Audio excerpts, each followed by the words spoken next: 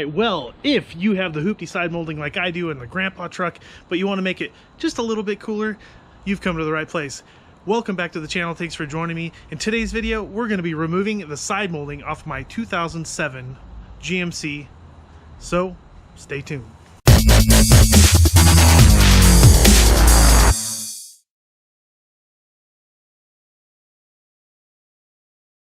All right, so we are going to be removing the side moldings from my 2007 GMC Sierra. It's actually really easy, and we'll do this in a couple steps. First step, preferably a nice day so that you can have this sitting in the sun so that it will heat up the adhesive, and we could pretty much just pull that thing off, and then all we got to do is remove the adhesive. Second step, don't be a wuss. You just have to get down into it, grab it right here, and just rip her off. Yes, it sounds a little bit scary, but you know what? This thing will peel up way easier than you actually think. So I've had my truck sitting in the sun for, I mean, pretty much all afternoon. It's about 2 o'clock in the afternoon, and it's well heated up. It's probably about 82 degrees today, and now we're gonna go ahead and just rip these things off. Now, if you're lucky like me, you have hella hoopty side moldings. It's cracking and everything, and it's almost already pulling itself off. But basically, what we're gonna do, we'll just do a live video right here with no cutting. This is all coming off right here, and we'll just grab this and we'll just start pulling it off, and you can see the adhesive pulling away. So here we go. Don't be scared. There we go. One molding off. Now we'll go for the second. Let's look for the best. Well, we got a little bit of a cracking here. I'm kind of scared of that because it might break, but we'll go ahead and try that. But again, it's nice and heated up, so should just pull right off. Probably giving it a moderate force right here, not too much. Just pulling right off. There we go. Within 30 seconds, we have both moldings off.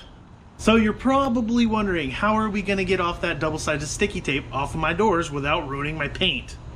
Well, I have the tool for you. Let's go ahead, turn the camera around. Boom! It is right here. This is a 4-inch decal remover. Here's the packaging. I got this on Amazon. I will put a link down below in the description. Make sure you click that and buy one of these. I think I paid between $10 and $15 for it. Super legit, and it'll take off any decals or anything like that. And all you do is just hook it up to your standard drill.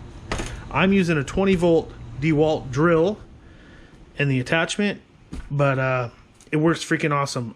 As you can tell, well, you probably don't know, but I've already used this on the other side. So I've already done it, and I know what I'm doing now, so I can show you guys what I'm doing. We gotta start another beer before we keep working on this thing. Let's get to work. So since we got the moldings off, now what we're gonna do is we're gonna take some soapy water, and we're gonna take a hose, and we're gonna rinse off all the dirt so that we don't have any dirt and grime that could possibly scratch our paint while we're working with it. So we're gonna go ahead, take the hose, spray it off, get some soapy water, wash, and then that will get rid of the dirt.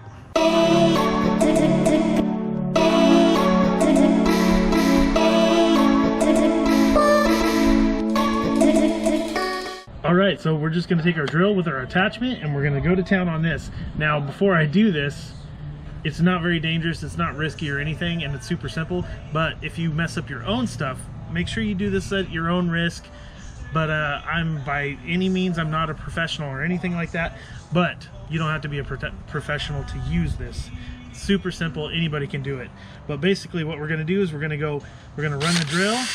We're going to go up and down motion and keep moving so that we don't get any heat in the paint or the clear coat, which could cause the paint to screw up. So we're just going to go, and I noticed when I was doing the other side, which I've already done the other side so that I know what I'm talking about, but I like to start from this side and work my way here. For some reason it works better that way, but we're going to start over here, and we're just going to go work our way this way going up and down, and then I like to use kind of the corner of it because it actually, I don't know, takes away the goop a little bit better.